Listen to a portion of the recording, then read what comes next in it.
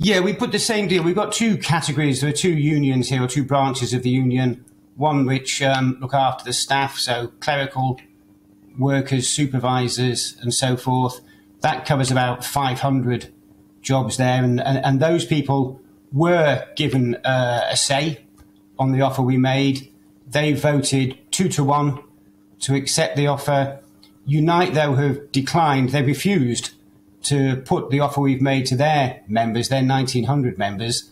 They've had no say in this, and now they're having to go on strike. And that's going to cost each of them, you know, the thick end of sort of 900, sorry, I should say, £900 each in lost wages. So, yeah, the offer we made was worth £3,500 additional earnings this year. The strike that they're having to go into now because Unite refused to put that offer to them is going to cost them the thick end of £1,000 each per person. And what's it going to cost UK PLC? We've had differing analysis about quite what the impact will be. We assume there's an awful lot of goods and supply chains coming through your port. We've got some pictures here of a huge number of containers stretching as far as the eye can see. If these are not being moved, what happens to the shops and all the industries depending on them? Well, the containers you can see there now, most of these containers have come from Asia. They're on fairly long supply chains, so it's 8 to 12 weeks from ordering to goods being received. Since the beginning of COVID, supply chains and logistics managers have got used really to dealing with disruption, with lockdowns in China.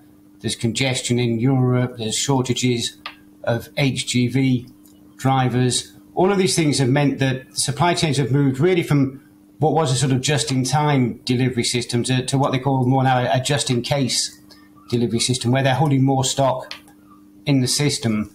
And we've been talking to our customers, the importers, over the last few weeks.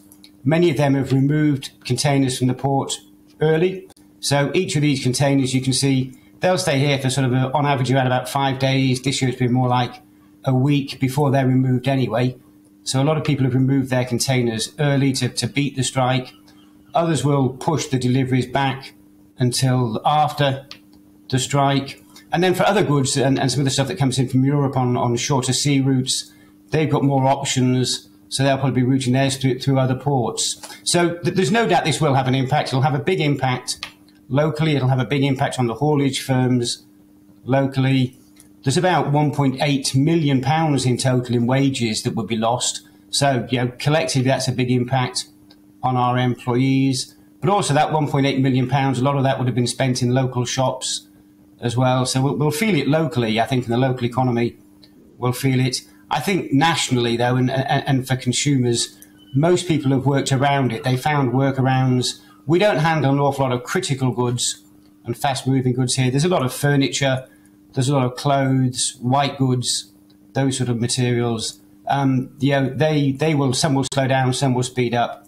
But I don't think it's going to be Armageddon as far as consumers are concerned by any stretch.